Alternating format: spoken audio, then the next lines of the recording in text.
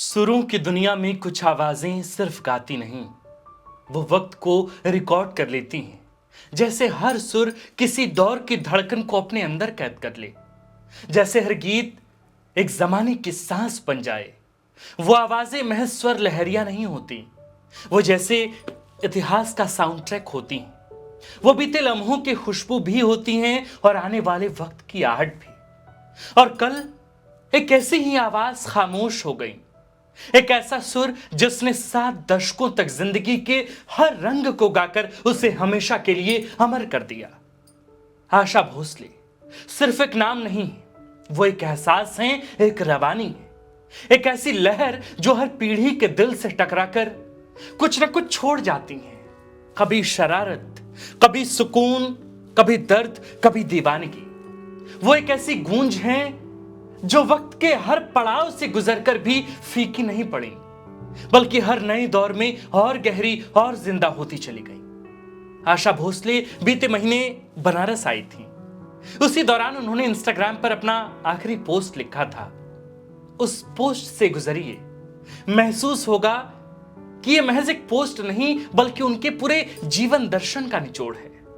उन्होंने लिखा कि वाराणसी में गंगा के किनारे चलते हुए उन्हें पहली बार जिंदगी का असली मतलब समझ आया। मैं कौन हूं, मुझे इस धरती पर क्या करना है। इस पोस्ट में वो अपनी पूरी जिंदगी को एक बहते हुए दरिया की तरह देखती हैं। कहती हैं कि जन्म, रिश्ते, फर्ज, मोहब्बत, कामयाबियां सब इस नदी के किनारों की तरह है जो साथ चलते हैं मगर कभी ठहरते नहीं। और उस दरिया को पार कर आने वाला नाविक है संगीत।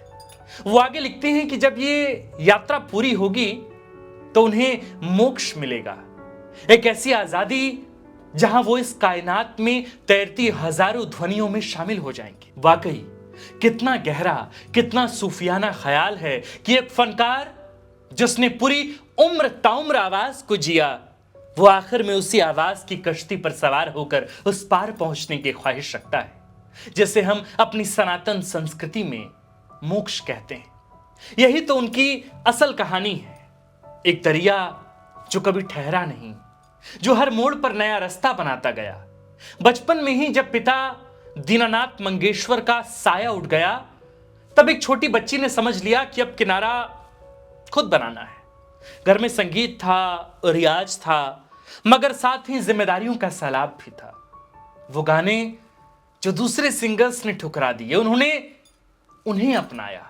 जैसे नदी पत्थरों से टकराकर भी अपना रास्ता बना लेती है, वैसे ही आशा ताई ने ठुकराए हुए सुरों को अपनी पहचान बना लिया। एक ही घर में 2 आवाजें थी। एक तरफ लता मंगेशकर जिन्हें लोग इबादत कहते थे, और दूसरी तरफ आशा जिन्हें लोग जिंदगी कहते थे। ये कोई मुकाबला नहीं था, ये 2 अलग रूहों की 2 अलग रवायतें थीं। दीदी लता जिस आसमान पर थीं, आशा जी ने कभी उस आसमान को छूने की कोशिश नहीं की, बल्कि उन्होंने अपना अलग आसमान बना लिया। उनकी आवाज में दर्द भी था, शरारत भी, ठहराव भी था और बगावत भी। उनकी निजी जिंदगी में रंज गम कुछ कम नहीं रहे। 16 साल की उम्र में मोहब्बत, फिर शादी और फिर टूटन। जिंदगी ने उन्हें बहुत जल्दी यह सिखा दिया कि हर रिश्ता मुकम्मल नहीं होता। 3 बच्चों की जिम्मेदारी, तन्हा सफर और ऊपर से संघर्ष का बोझ। फिर एक दौर आया जब उनकी आवाज ने पर्दे पर जिस्म धारण किया, हेलेन के जरिए। पिया तू अब तो आजा, ओ हसीना जुल्फों वाली, ये मेरा दिल। ये गाने सिर्फ गाने नहीं थे, ये आवाज की अदाकारी थी, वॉइस मॉड्यूलेशन का वो कमाल जिसमें हर शब्द एक एहसास बन जाता है।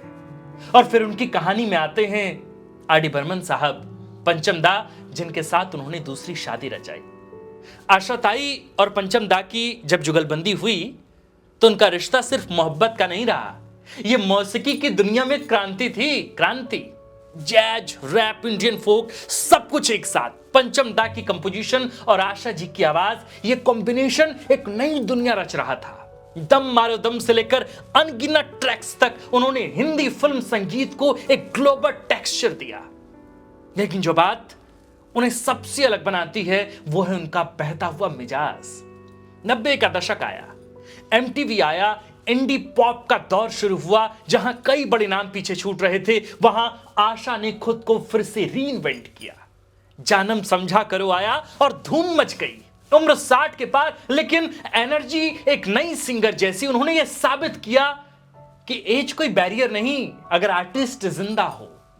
अदनान के साथ कभी तो नजर मिलाओ में उनकी आवाज की सॉफ्टनेस सुनिए, और फिर दूसरी तरफ यूके चार्ट्स में गूंजता हुआ कॉर्नर शॉप का ब्रिमफुल ऑफ आशा। यह सिर्फ ट्रिब्यूट नहीं था, यह इस बात का सबूत था कि उनकी आवाज सरहदों से आगे निकल चुकी है। 20 भाषाओं में करीब 12,000 गाने, क्लासिकल से लेकर गजल, कैम्ब्रे से लेकर पॉप, हर जॉनर में वो इक्वली कंफर्टेबल, जैसे दरिया हर जमीन को छू लेता है। लेकिन हर दरिया में कुछ गहरे मोड़ भी होते हैं, उनके जिंदगी में भी थे। 2012 में बेटी वर्षा का जाना, 2015 में बेटे हेमंत का कैंसर से निधन, ये वो लम्हे थे जहां आवाज भी कांप सकती थी, मगर उन्होंने खुद को टूटने नहीं दिया, क्योंकि उनके लिए संगीत सिर्फ पेशा नहीं था, ये उनका सहारा, उनका ईमान था। उनकी जिंदगी में एक और दिलचस्प किस्सा, जब उन्होंने सैन फ्रांसिस्को से बैठकर गाना रिकॉर्ड किया, उस दौर में जब ये तकनीक या जब ये टेक्नोलॉजी आम कतई नहीं थी, उन्होंने कहा था कि पंचम हमेशा कहते थे नए लोगों और नई टेक्नोलॉजी के साथ ग्रो करो, और उन्होंने इस बात को अपनी रूह में उतार लिया। वो हमेशा यंग रही, उम्र से नहीं बल्कि सोच से। वो कहती थी कि वो अपना आखिरी गाना भी किसी नई पीढ़ी की एक्ट्रेस जैसे आलिया भट्ट के लिए रिकॉर्ड करना चाहती हैं।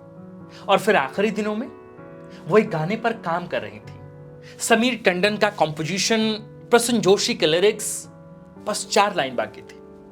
वो आने वाली थी स्टूडियो, मगर वो 4 लाइनें अब हमेशा हमेशा के लिए अधूरी रहेंगी, जैसे उनकी जिंदगी का आखिरी सुर हवा में कहीं ठहर गया हो। बीबीसी के एक इंटरव्यू में उन्होंने कहा था कि मैं गाते गाते मरना चाहती हूं। जब तक जीने में मजा है, तब तक मरने में भी मजा है। यह कोई डायलॉग नहीं था, यह उनकी लाइफ फिलॉसफी थी। और देखिए कितना अजीब इत्तेफाक है ना, उनका आखिरी इंस्टाग्राम पोस्ट भी इसी बात का तफसीर था। जिंदगी एक नदी है, संगीत उसकी नाव है, और आखिर में सब कुछ ध्वनियों में मिल जाना है। आज जब वो नहीं है तो लगता है कि वो कहीं नहीं गई, बस उस दरिया के उस पार पहुंच गई हैं जिसके बारे में वो लिख रही थी, जहां हर आवाज एक हो जाती है, जहां कोई सुर नहीं रहता। और शायद यही उनका असली सफर था, एक ऐसी आवाज बनना जो किसी एक जिस्म में कैद ना रहे, बल्कि हर गूंज में बिखर जाए, हर लय में बह जाए, हर दिल में बस जाए। वो अब भी हैं, हर उस जगह जहां कोई सुर जन्म लेता है, जहां कोई धुन बनती है, जहां कोई दिल टूटता है या मुस्कुराता है, क्योंकि कुछ आवाजें मरती नहीं है, वो बस दरिया बन जाती हैं। आप देख रहे थे द फोर्थ पिलर। हमारा नाम आकाश आनंद है। कैमरे के पीछे मनीष, झारखंड के वरिष्ठ पत्रकार व रांची प्रेस क्लब के प्रेसिडेंट शंभुनाथ चौधरी सर ने जिन शब्दों से आशाताई को याद किया, हमने वो शब्द और उसके भाव आपके समक्ष रखे हैं। आप कमेंट कर बताइए कि आप आशाताई को कैसे याद कर रहे हैं। शुक्रिया।